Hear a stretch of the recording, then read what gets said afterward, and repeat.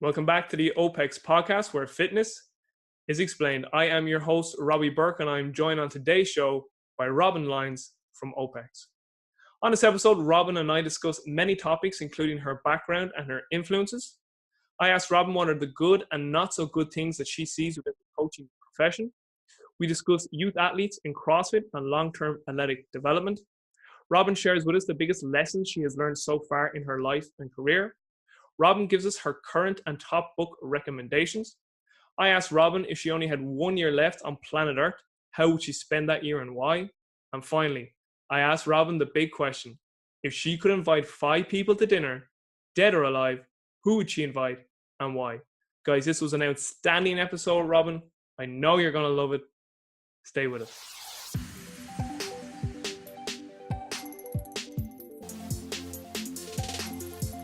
Robin Lyons, thank you so much for making time to come on to the OPEX podcast. Just for the viewers and listeners who aren't familiar with who you are, fill us in your background. Oh, yes. Okay. Yes, I will take the floor here.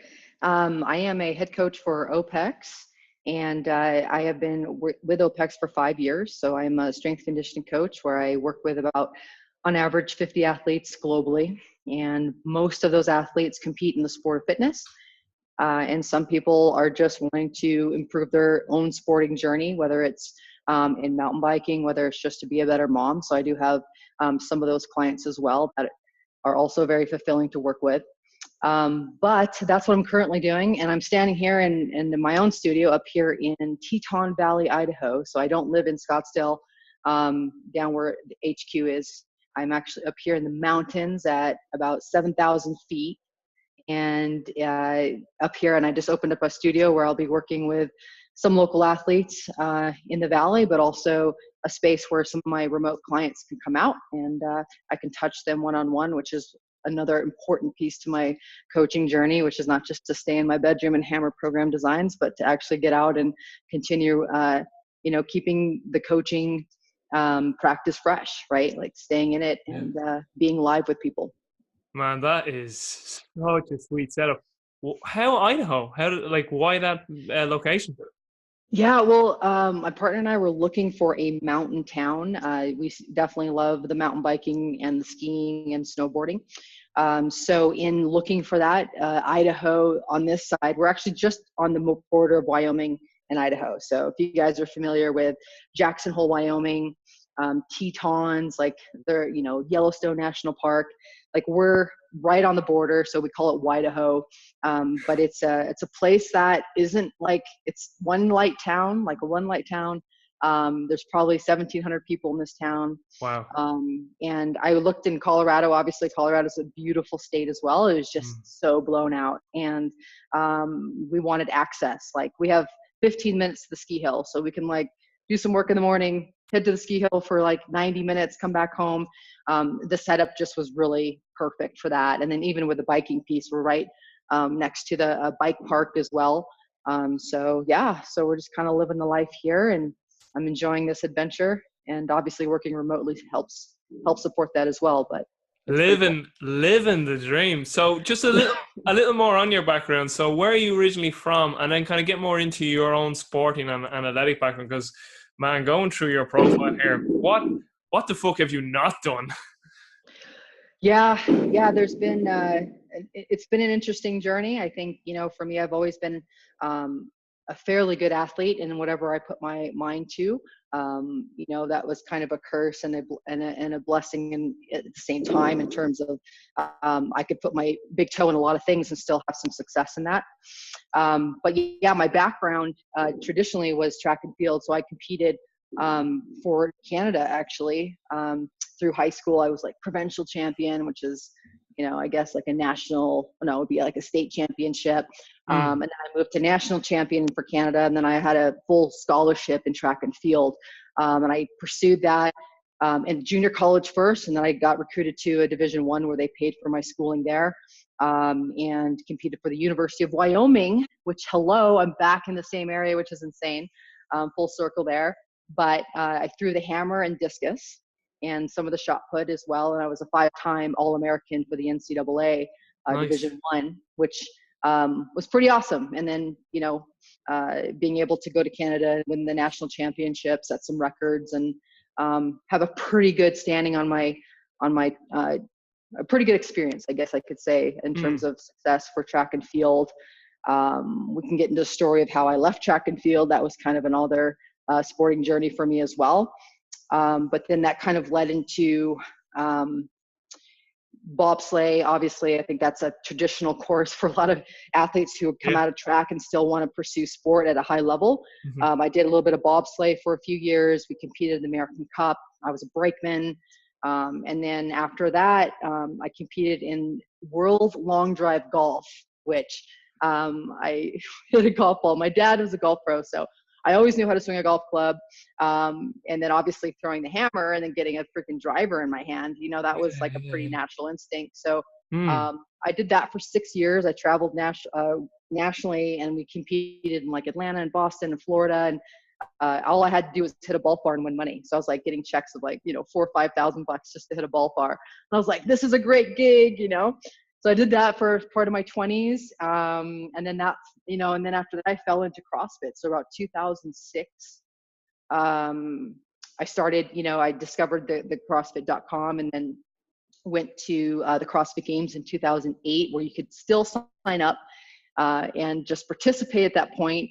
We were out at the ranch in Aromos and running up hills and doing burpees in the dirt and doing grace, in gravel pits. So it was a cool experience. I ended up finishing 7th that year at the CrossFit Games, which for a non-aerobic athlete was pretty special. But I think in 2008, we only did, Metcons that were under 6 minutes. So I was pretty lucky that year.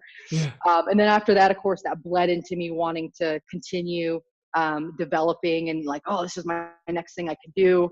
And I ended up doing that for another 5 years in a regional level. I think I missed the games twice by just one spot, I think 2010 and 2012. But that's where I found James in that mix. So bring me back to OPEX or OPT at that time, 2008, 9, and 10 is where I started developing a relationship with James and discussing training and him coaching me and, providing guidance in that direction, which also led obviously to me coming down and starting being part of the team who started the remote coaching side of the business for OPEX now. So it was quite a journey, but yeah, that's kind of like snippets, lots of things in between, but that's a highlight.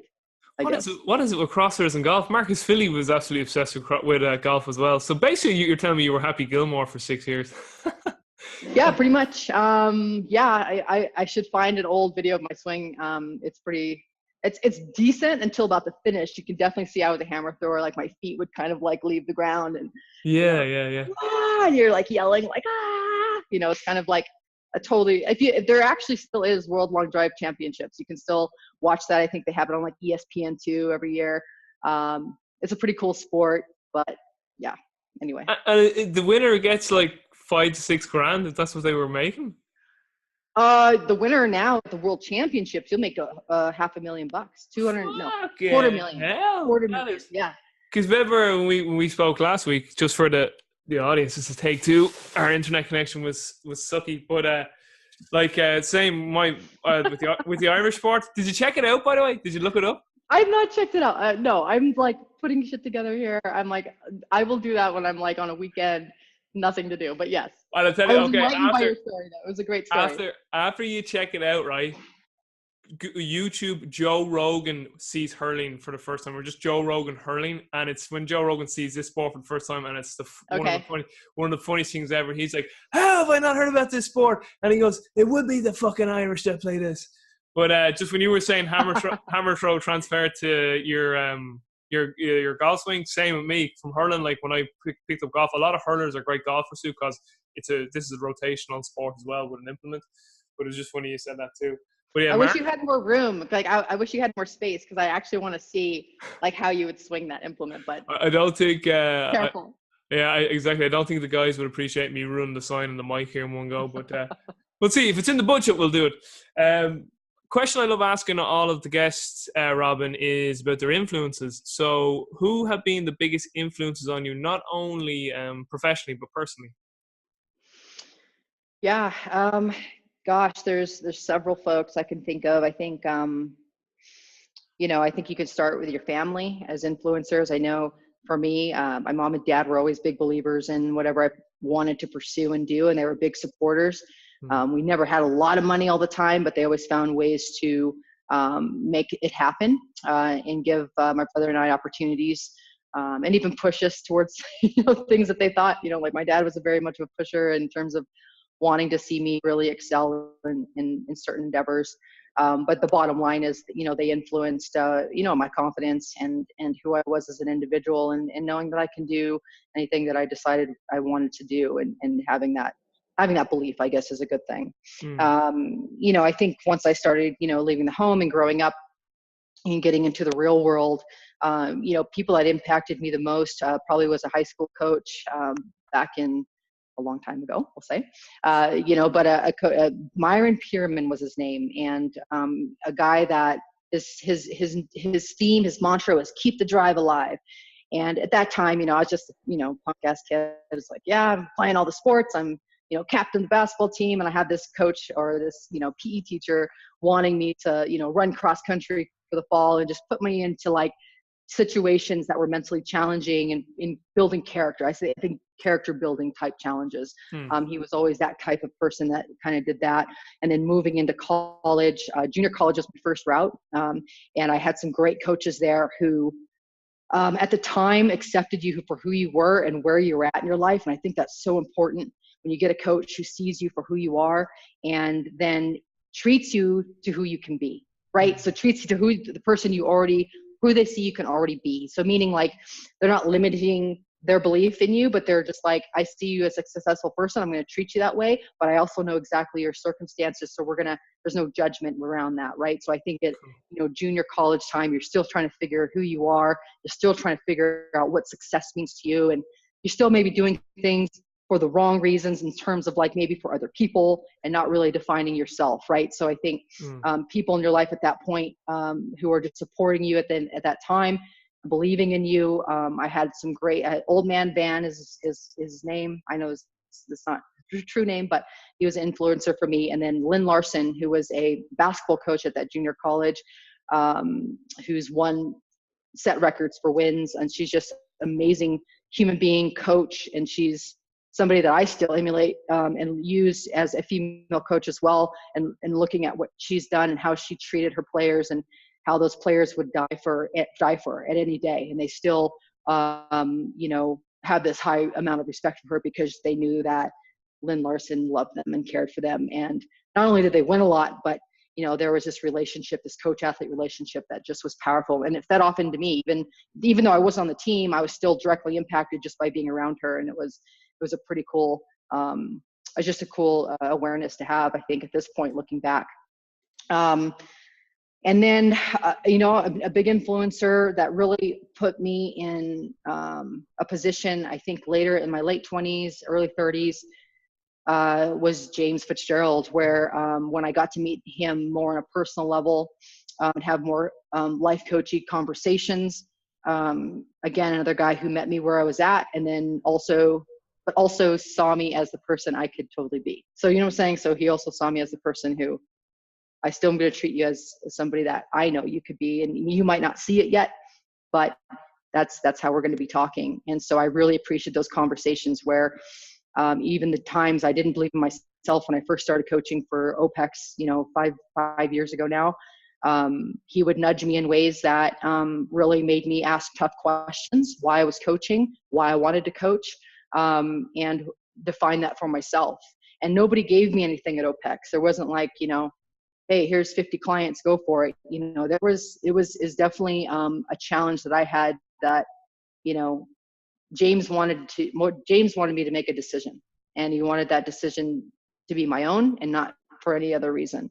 And I respected that greatly. So I think a lot of time, I look back, I think, where I am now, it's like, that is why I'm successful now. And that's why I continue seeing myself growing and being successful in whatever I do, but for coaching specifically, because I'm 100% bought into that process. And I think any coach, if they're out there and they're starting their journey, I think that's one of the biggest things is really being 100% into that and not making it a part-time gig, and not just, just making it, honoring the coaching role.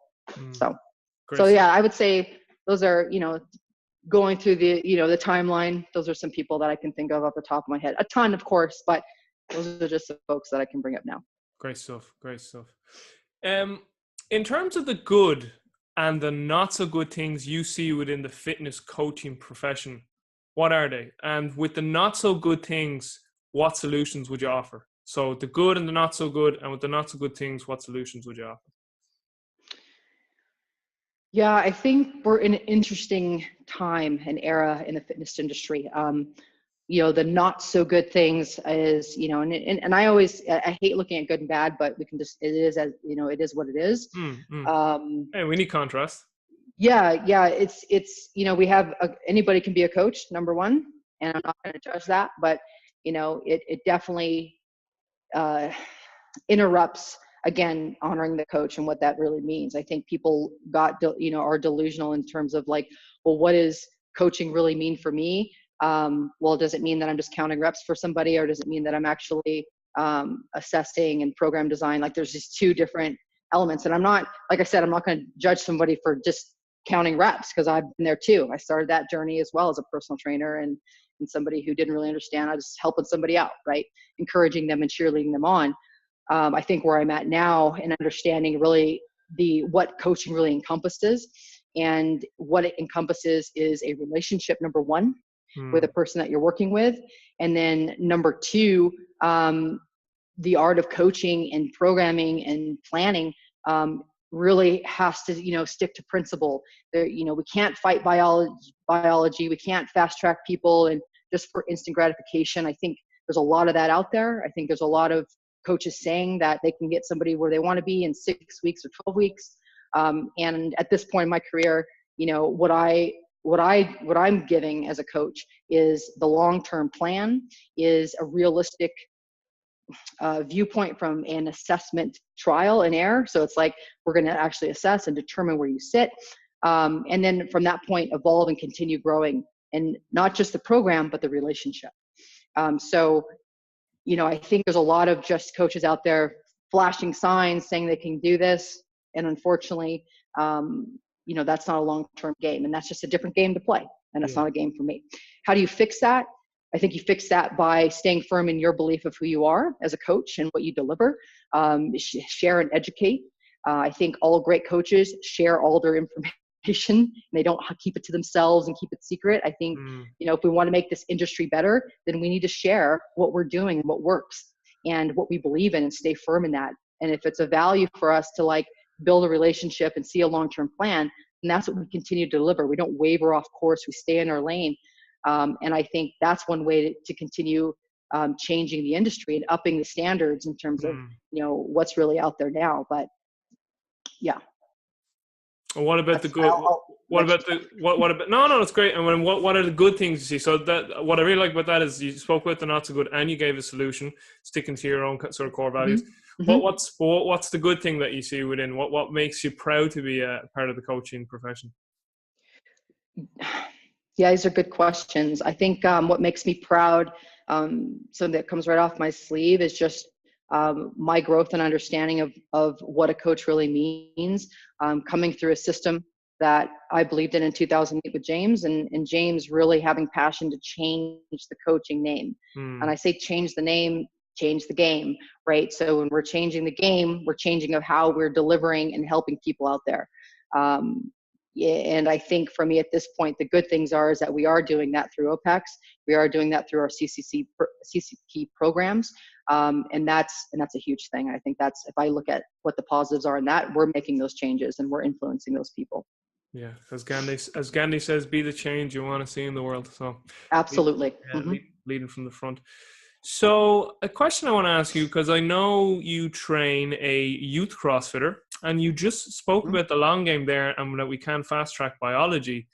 So kind of speak about this sort of dichotomy, if you will. Like, so in one essence, it's like we appreciate long-term athletic development, we appreciate biology, we appreciate that maximum physical potential is a long-term process, it is a long game, but yet there's still sports out there, and not just CrossFit, but many other sports that, you know, need to peak, if you like to use that for a term, athletes at a time that's way before their maximum physical potential or the biological stage where they can reach maximum physical potential. So my question to you is, how do you find training youth CrossFitters, and what are your thoughts on the whole process of the youth CrossFit Games? Basically, just give me your whole sort of your thoughts on that, basically. So just get everything out and throw it onto the wall there. Yeah, for sure. You know, I think there's always gray areas, you know, when we're talking about youth sport in terms of, you know, who can do it and who can't, who's ready and who's not. You know, like I was talking about biology, and you can't beat that. Like if you can't express it, you can't train it. So for youth who come to me, I'll use example Emma Spath. She came to me when she was 12 years old. She was not even in puberty yet. Wow. And the first thing I did, she was already in CrossFit. So get this too. A lot of kids who are doing CrossFit are doing because their parents are doing CrossFit. So you're dealing with, again, a system that's broken because nobody throws, and, you know, let's just say a dad who plays professional football is not going to throw a son to professional football. But that's actually, as I say that out loud, how many freaking football camps do we have with little kids running around with big helmets on trying to hit each other in the head? So there's a good comparable there. I mean, in terms of, there's a lot of shit going out there, and it's not just CrossFit. Anyway, back to my point with Emma, knowing that she already came through a system where she was already doing snatches and trying to do kipping pull-ups at 10, 11, 12. I took her out of that when she came to me, and I had that conversation with her parents. I'm like, look, I'm stoked to work with Emma, but I'm just telling you right now, until she gets, you know, 30% of her body weight in a pull-up, until she gets 30% of her body weight in a weighted dip, until she starts hitting these standards, I'm not training her in muscle-ups. I'm not training her in kipping or butterfly pull-ups. So if she can start, you know, adapting and seeing progress in those progressions, and she's ready to express dynamic contractions, then we have something to talk about.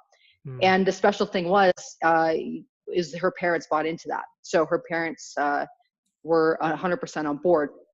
So her progression was strict work. Her progression was strength work. And I would say she's probably on the upper end of development in terms of her ability to adapt and to be trained. Even her mentality was a little bit different. And when I first started with her, she was very mature, but you could tell year to year when I could tell she was more serious and understanding a little bit more about her body and herself and her awareness, then I was adding the type of program that would match that mentality. So, you know, we started off again with pulling her out of intensity, which really wasn't intensity for her because she couldn't do it, but getting her back to fundamentals and strength work, and then bleeding that into a program progressively into more of a speed dynamic contraction program when she was able to hit those markers that we set. So that was her journey. And I basically was holding her back for years, a couple of years, on all of that, even metabolic training, and all those things that, again, until she hit puberty, it's like, oh, well, crap. Now look at that. All of a sudden she's more powerful. All of a sudden she's, you know, able to express power on a, you know, cyclical mode better. And so once that occurred, once she, you know, basically lost her front teeth and was able to, you know, express these traits, then we trained them, and we started training them properly, right? Not a bunch of volume, not a bunch of, you know, all of it at once, just trickling it in, sprinkling it in, until, you know, we tested actually in Wadapalooza last year to see where she sits. And it was like awesome. So she went out in Wadapalooza, we competed out there. She was still like a kid in a candy store, like, oh my God, Brooke Ents and blah, blah, you know, like she's a young kid. And I let her be that. I wasn't there like, you got to focus now. Come on. Like, you got to win this event. It was just like, I'm letting this kid be where she is. And then as she continues growing up, and as she continues going, well, wait a second, I don't want that girl to beat me. That's her choice. Right. Then we started again training that as well. So here we are today.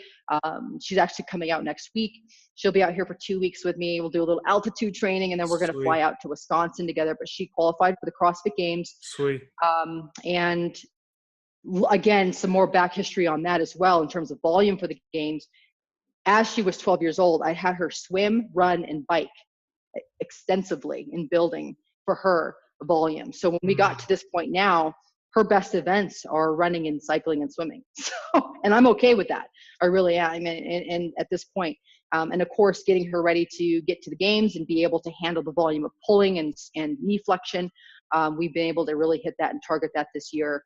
I would say for the last 6 months. And I'm pretty confident that we'll be sound enough to go into the Thursday to Sunday, which they've done a pretty good job in the programming, in the sense that it's not this massive amount of volume and craziness that you see the open individuals do. Yeah. They actually, try to give them short bits in the morning and long bits in the evening. So it's not this, and I could say that now, and maybe they slap on a whole new friggin' template this year, but I'm not too worried about her performance this year. I think it'll be a great experience. I think it'll be a great mental experience for her more than anything.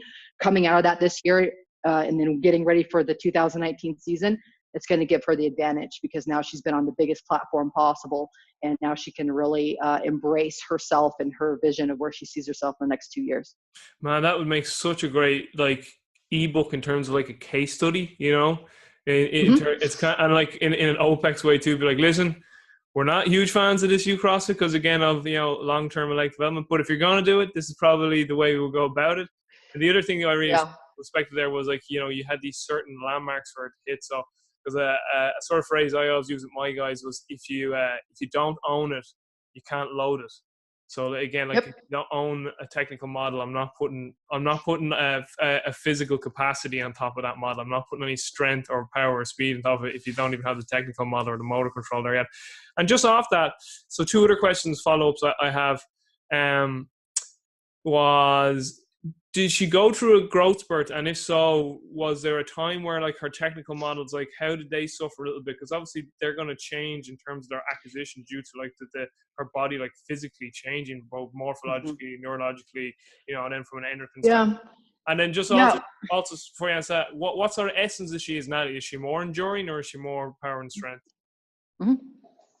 Well, as we know, females mature a little bit differently than males. So I think you'll see males hit a growth spurt later than a female. And with her, she's grown maybe an inch, but the biggest change in her from puberty was weight gain. So that was a huge life coaching piece, not just for Emma, but for her mother. So we had to really go through again, she's going to put on some weight. She's going to look a little fluffier sometimes until her body adjusts and adapts to, hormonally what her training is and what her new hormones are doing and how they're going to work in her body. And so there were some growing phases through that. But it was definitely something I noted in her notes. And, we noted weight gain. We noted what her menses were, how long her menses were, and just started really tracking that consistency and change. The other unique thing with Emma was she already had an extensive weightlifting background and worked with an actual weightlifting coach, which was a bonus, because obviously remotely to train somebody youth-wise in Olympic lifting isn't going to happen. So she actually, I think from younger, a couple of years before she started with me, she was already working with barbells and PVC pipes and learning the technique, and her technique is sound. So when we actually were able to start loading that, a little bit earlier before her metabolic conditioning, in terms of, because she had the technique and she already could express some of those pieces really well. So that was something else that, I think for youth, if they're going to start in that journey, obviously gymnastics, and weightlifting type protocols, I think are essential to begin with, if you're wanting to pursue the sport of fitness at a young age. So while you're learning all these motor movements, it's hey, let's start, working that. But that's my perspective. I'm not speaking for OPEX on that specifically, but I'm speaking in terms of what I saw with Emma and the success she's had so far, building volume on the barbell with snatches and clean and jerks. She already knew how to do it really well. Sweet. At a young age. And I love that word you use, well, fluffy. She could get fluffy. Oh yeah, the weight gain was I didn't worry about it, but obviously, if a parent, even Emma, maybe even questioning when she's seeing pictures of Brooke Ends, her biggest, influencer, or just other females out there with ripped up abs and doing all this stuff. It's that's them and that's their journey, but that's not your journey. And if you want to win, you want to perform well, then I don't want to hear any more about it. And plus they're a decade older than you, and it's you don't have any pictures of them when they were. And by the way, that was the question I asked, was how old is she now? So which is 12? She's 16, 17 now. 15. She's fit. So you've only had her for 3 years. Mm-hmm. Wow. I mean, Yeah. that's amazing. You know what I mean? In Yeah. terms of Yeah. like progression. Well, right. And that's the other thing with any youth sport or sport development. I think, the most successful athletes in youth are going to be the ones who are on the top grade of that potential already, right? They're above the average. And unfortunately too, in a lot of sports, even in NCAA, for example, our system over here is really like, okay, we're going to take a bunch of these athletes who are really talented and we're going to crush them for 3 years or 2 years. And the ones that are still standing are the ones that are going to be our Olympians or the ones that are going to be our, NCAA champions, and I was thrown in that mix. I was thrown in that with the NCAA. Train. I was pretty talented. And all of a sudden they're like, okay, crush you for 2 years, see how fast you can adapt, which if you're a fast adapter, you're going to be a successful NCAA athlete. And then whoever can stay in the program and not get injured is the most resilient, right? So you're going to probably have the most All-Americans.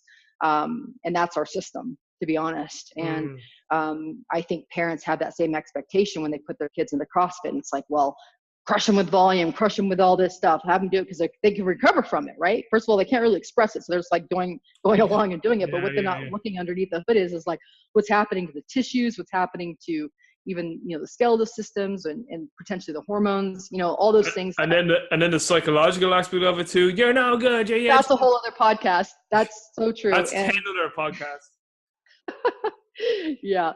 So it's been great. And I'll be honest with you, like Emma's been a great case study for me. And I'm very blessed to have her, have the opportunity to work with her because I have learned a lot just about youth development in general with her being in my back pocket. And there's a lot of things that I believed in that I changed just by working with her, in terms of development and what she should be doing and can do and all those things. So I'm being serious. I think you would do the world of coaching a huge service if you did write that case study or did like a webinar on it and showed the exact, process with her from age 12, 15. I am surprised though if the parents came to you like and wanting to pursue. I suppose they were in CrossFit, but we spoke about this last week when we just kind of spoke to one another that like the one thing about like America in versus say like Ireland here anyway and the UK model is this school, college versus club model. Those psycho parents, they're always there and they just want their kids to get a scholarship because again the whole like university side of America is just like outrageous, scandalous, like the money it's paid. So like no wonder some parents are like, well, if we could get a scholarship and not have to remortgage our house and be in debt for the rest of our lives as well as our child's lives, let's try and really like push the scholarship thing as well. What are the big differences between training a female versus a male for CrossFit or for the sport of fitness? I know one thing a lot of people talk about is like upper body development for the females and shoulder girls, strength and health. But what would be the big sort of things you would see if you were to put a page down and say male, female, here are the major differences? Well, I mean, just look at biology. There's your major differences, right? We got testosterone, we got estrogen. So unfortunately, it's the strength continuum looks different. That's a tough one for me to say because the first thing I go to is like, well, what level are we talking about? Because if I'm talking about a highly developed female, I might argue it a little bit differently, but I'm just going to pull it back, make it real simple, as simple as I can.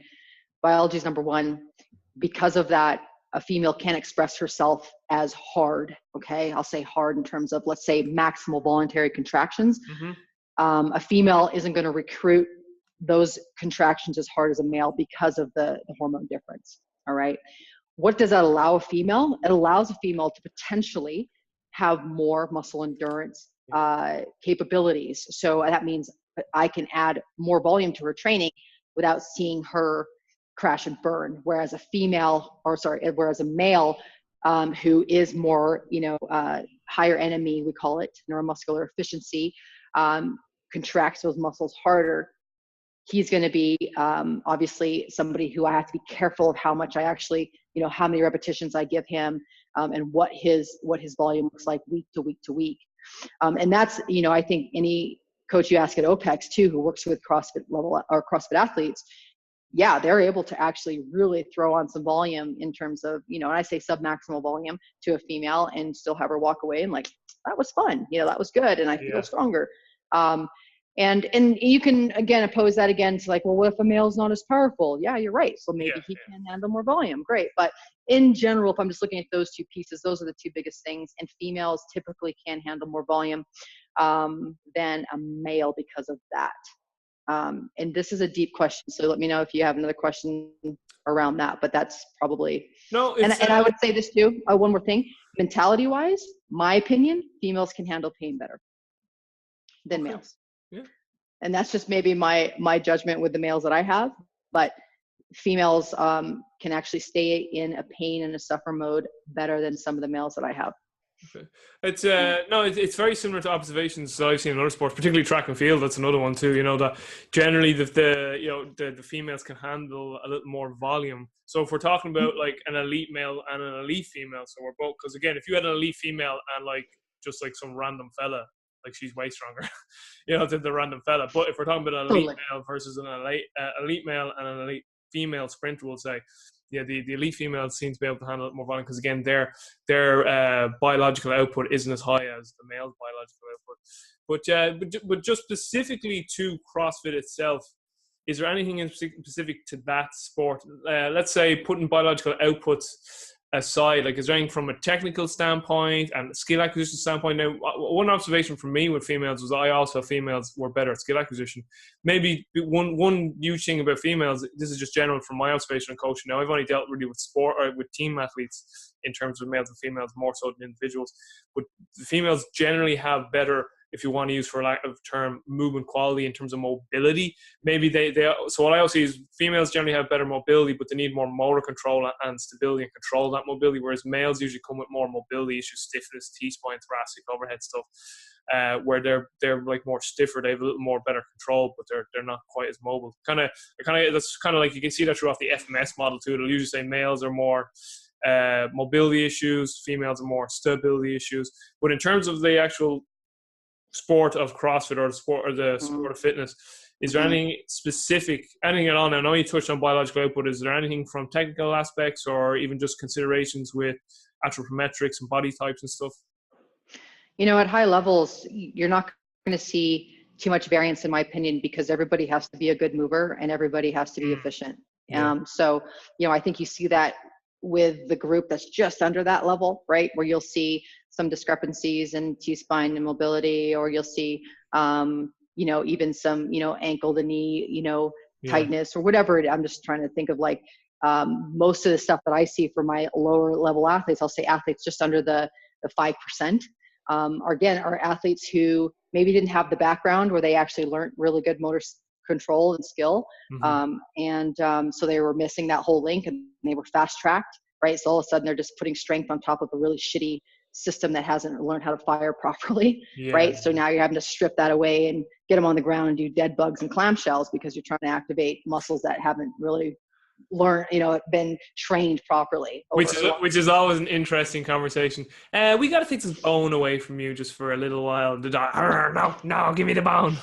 Yeah. And that's a lot too, just not with, strength and movement, but also with energy system work and training. And now we're starting to get into lifestyle, like who has a lifestyle to support that volume and that intensity as well. And again, you're dealing with that with the folks that are just under the hood of being elite. You're dealing with people who are managing full-time careers, who are managing, relationships and family, and other things that get in the way of them just focusing on that one task. So I think when we're talking about like games athletes or high-level athletes who've had a long-term success in the sport, you can look at any of those who had long-term repeated success in the sport. They all move really well. And you have to, because you can't waste energy when you have 7 events to do in 2 or 3 days. So, I kind of lost my train of thought, but pull me back if you want. No, it's great. No, again, just the question was any further differences you see between male and female CrossFitters, but that's great. Like the one sort, I already said it, like the one thing I see kind of mentioned is always that the females need a little more emphasis on upper body than the males, just because there's so much overhead in CrossFit, just specific to CrossFit now I'm talking. They can't produce they have to grow the tissue. Yeah. Guys, I mean, I can give guys half the volume and they'll still grow, right? Potentially. Yeah. Right. And that's required. So yes. So what does that look like? It looks like more time and attention, more repetition. It is functional bodybuilding if you want to call it that. It's just, curls and presses, man, like a lot of them. And that's good for the elite and for the growing, developing athlete. But again, you can't slap that onto any female who just wants to be better, because again, they have to be able, it's all like stress management and a lot of like what their lifestyle looks like to match that. And some females can't handle that. I got spit out for the same thing. You give me 5% more of what you're giving me, I was spit out. I was done for the week. Right. And that was just my own lifestyle pieces and my own, history of like doing shit really hard and fast, like wearing my body like a Reddit suit for like 10 years. And then trying to do CrossFit properly. It was at that point I had to back up for several years and I didn't do that. So anyway, so yeah, it's a whole other genre, but. Yeah. You got into CrossFit late enough. What age were you when you started? I was 32. Oh yeah, so I mean, you had like lots of miles. You had a lot of shit done at that stage. Yeah. So I was probably, by the time I got to James and down to Arizona, I was just working off cortisol and adrenaline. Honestly, that's what I had left. So anyway, that's a whole other story. At least you had cortisol and adrenaline. Some people get that far and they don't have any left. Yep. Just wrapping up with a few questions here, and again, your answers to these can be as long as you want. How do you learn? How do I learn? I learn by doing. Nice. I think you can read a lot of books, and I think you can post how many books you're reading, but the action is the learning. Yeah. The doing is the learning. I think that's how I learn. Sweet. It's short and to the point. I like that. The biggest lessons you have learned so far in your life. So again, this could be one major thing. It could be a few things. What would you say has been the biggest lessons you've learned so far? Knowing why you're doing what you're doing. And I think for me, taking ownership and doing what I choose to do. Oh, very nice. Like 100% ownership. Yeah. I like that. What is your top resource to all of the audience? Now, this resource could be anything. Could be a book, could be a podcast, could be an online course, could be a live course, could be a person, could be a place, could be anything. And it doesn't have to be limited just to one thing. So what would your top resource be? Or resources? In this, for a coach or just for anybody? Individual? Anyone looking to further better themselves. Get outside into nature. Oh, I like that. These are very zen answers. I like this. These answers could be longer, You're not giving me much time here. It's okay though. I'm standing on one leg right now, so I'm like, I don't know if we haven't gone into this yet, but we race mountain bikes. I broke my leg and destroyed my ankle 5 weeks ago, and I got cleared yesterday to actually put weight on my boot. Oh. So, but I'm still like standing here like a freaking flamingo, and my other foot's going numb. So that's what's happening over here on this side of the world, folks. Okay, we'll wrap anyway, it. My answers are just like bam, bam, bam. Yeah, you should tell me that. We'll wrap this up quick. So, your biggest, or no, sorry, not biggest, but what would be your life advice to the audience? So if you could take one thing away from this conversation. Listen to your gut. Really follow what you love to do. Like, what do you have passions for? What makes you feel alive every morning? What, maybe not every morning because you're not doing it, but what are the things that you've been pushing away from your life for a long time that you haven't grabbed onto because you felt you should be doing other things? What are the things that truly inspire you, and who are you? Like, who makes you? What makes you? Grab those things and crush the shit out of them. How can people find that stuff out? How could someone go about finding out what it is that they're truly passionate about? Sorry not to keep you standing. Yeah, they can't. No one can give you that. They already have that inside themselves. They already have those answers. How would you find those answers though? Because you always hear people say, "I don't know what I want to do. I don't know what I want to do." Yeah. Well, are you doing what you want to do now? Would be the first question. And if it's like, yes, this is what I want to do, it's like, great. Well, how can you continue evolving and upgrading that, and, keeping it something that inspires you daily? But I think just asking a question, am I happy? Am I happy, healthy, horny? If you take our life coaching courses, that's the question we ask. But I think just really looking at your life now and reflecting and going, is this, what do I want in my life? Who am I as an individual, like, in my essence? And what do I want to continue pursuing? And if it's what you're doing now, then continue doing that. I think that's great. But I think you start asking yourself those questions, you can probably start digging up other things. And if it's been a long time of pushing those things down and away because you felt like you had to survive and prove things on this other side of your scope, that's their journey that, I think, like I said, I can't give those answers. And I feel like the people I put myself around the last 5 years, James being one of them, even the boys I work with, Mike Lee, Springer, all these guys who've been the men in my life, so to speak. We all are pursuing the things that inspire us the most, but we're around people that challenge us and push us in that direction as well. So surround yourself with those individuals, I think would be key as well. Yeah. I'm not going to keep it much longer. That's actually one thing I'll never forget when James said it to me, and again, I kind of paraphrasing, but he just basically said to me, when do you feel most fulfilled? When do you feel most inspired?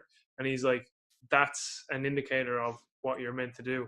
And he also said, and who are the people you're around whenever you feel that way? So that's it. That's a fantastic. I again, like that would be my answer to that question, but I just wanted to hear what you'd say. Yeah. You don't have to even try. Like, you don't have to try, right? It's like, It's like, it just happens. Like, even in conversations with people, like the stuff you get super pumped to talk about, really pay attention to that, and I'll also say one more thing to that. It's really finding a space between the stimulus. So stimulus is the shit going on in your life right now. And then finding that space in between to reflect and really go, like, draw more awareness. I think awareness is a big piece, like awareness of yourself, your energy, your own habits. Because until you really know and see that, you can't make change. Right? You can't improve life. So anyway, yes. I'm going to stop talking. No, it's great. I have 3 more. Can you do 3 more quick? Oh, we're good. We're good. I'm sweating. Like, there's sweat down my back, but we're doing good. Let's keep it up. You're all right. This is why you're saying females put more playing. I wouldn't be able to put up with that shit for an hour. Exactly. Exactly. Okay, last 3. Okay. What current book are you reading, and what is the one book you would give away as a gift? So your current book recommendation and your top book recommendation. Well, I am currently reading Mind Body Mastery. I read it once already. I'm reading it again. It's a book that I would recommend to all my athletes, or any individual, but that's actually one of the prerequisites in terms of when we start working on mental development in sport. I think that's a great book. It really anchors in all 3 aspects: spiritual, physical, and mental. Great stuff. And would that be your top book as well to give away? Number 1 book to give away. Sweet. So current and top, all in one. Okay, for whatever reason, you only have 1 year left on planet Earth. I used to say you've 1 year left to live. Then I got a little bit sensitive about that. And I just said 1 year left on planet Earth because we might be leaving. But just say you have 1 year left on planet Earth. How would you spend that year and why? Gosh. I haven't even thought about that. What would I do? My first instinct's like, I'd travel. But like, really, is that what I want to do, is travel the whole time? Sounds like you'd probably keep doing what you're doing, given how... I think, is there anything else I want to do besides that? Maybe like surfing, snowboarding, and biking. Those are the 3 things I really love to do outside of coaching. I think I would try to find a way to maybe impact people, and I can't even really put something together, but finding a way I can get people in front of me. So whether it's like, or this is really low, like layman's terms, like athlete camps, like people where I can get people in front of me and like make change or inspire people. I think that would be really, my purpose in that year is to try to touch that and not just be not just be selfish and going, hey, I'm going to Maui. See you guys. Year left. I'm going to be on the beach, sipping pina coladas and on my board, So I think I'd want to really make an impact, Leave some type of legacy. Yeah. Legacy is a good word for, I think, the male, the guys want to leave their last names. Yeah, I think that's how I think of it, like the Vikings, like leaving a legacy, gladiators. I think just maybe changing someone's perspective into a way that really rolls them up into higher levels of themselves so they can experience life, in the fullest way possible. And I think for anybody that's who, for me, it's really turned into that, and in being able to share that with other folks and not get caught up in all the freaking nuances and bullshit and all the stuff we trap ourselves with. Life's too short for that. We don't have time. In 20 years I'm going to be 60 years old. What am I gonna do? You know, it's just like, it's just gonna, you know, what can we do now daily, on a daily basis, to touch somebody or to change somebody's perspective. Yes, viewers, Robin is almost or is 40 and she is hot, as you can see. That's hot. Thank you, baby. I'll take that. That's the first time I've been called baby in a long time. I'll take that. Yeah, and I barely have my hair down, so I actually just took a shower and let it dry naturally. So this is what happens when that happens. But usually I have a hat on or I have a ponytail. So this is a special thing for every guest today. Yeah, that's it. Fantastic. Anyway. So, right, last one, the big question. We're going for dinner, and you can invite 5 people to this dinner, and they can be dead or alive. I knew you were going to ask me this, and I have So 5 people to dinner, dead or alive. Who would you invite, and why would you invite them? And after this, okay, I'm going to answer this fast because my foot's numb. That's what I'm saying. I was like, after this, you can just sit down. Okay, I'm going to invite you because I feel like we'd have some fun conversations. This is our first conversation. I feel like it'd be fun to sit across table with you. I invite my mother. I invite my brother because I don't get to see him a lot. And obviously you're saying family is important to me. Yeah, and gosh, that's interesting. I saw Mike answer these questions, and even Sharon was answering these questions. I'm like, who are these people? Like Buddha and all this? I don't know. Jesus. Who would I invite? Jeremy Jones, and nobody probably knows him, but he's a amazing, one of the actually the top of outdoor. He does backcountry snowboarding, so he does, big mountain. I mean, crazy stuff you wouldn't even imagine. And he actually has his own company called Jones Snowboards.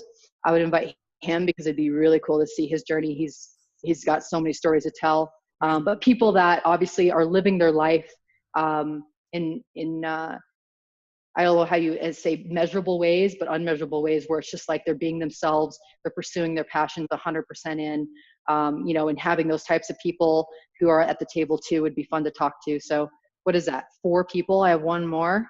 I should probably invite my fiance. Yeah, just so you're not in the doghouse. So yeah, she'd be like, "What? I can't come to dinner." So anyway, I know it's not super interesting, but I wouldn't. I thought you were going to invite a new leg as well. I would invite my previous leg. That would really help out. I would invite a brand new ankle and foot. Yes, that'd be fantastic. All right, Robin, we'll get you off that leg so you can get some blood flow feeling into the other one. So, guys, for the viewers and listeners, we're going to have Robin on loads more, so many more things to talk about. Well, I want you on loads more anyway. And this is my podcast. Well, it's my podcast to a degree, even though it's really OPEX. But anyway, I'm rambling here and you just got off your foot. So for everyone listening and watching, thank you so much. Make sure you subscribe to us on YouTube and on the podcast player of your choice. Robin Lyons, thank you so much. Have you anything you want to say to the audience before we go? No, just crush it, guys. Have fun out there. And if people want to reach out to me, please do. Email me, robin@opexfit.com. If you want to reach out. But anyway, yes, nothing else. Sweet. All right, guys, keep bringing greatness into creation. Do you like that one? Ooh, I mean, gosh, we can just keep rolling. That was a good one. All right, see you later, guys. Peace.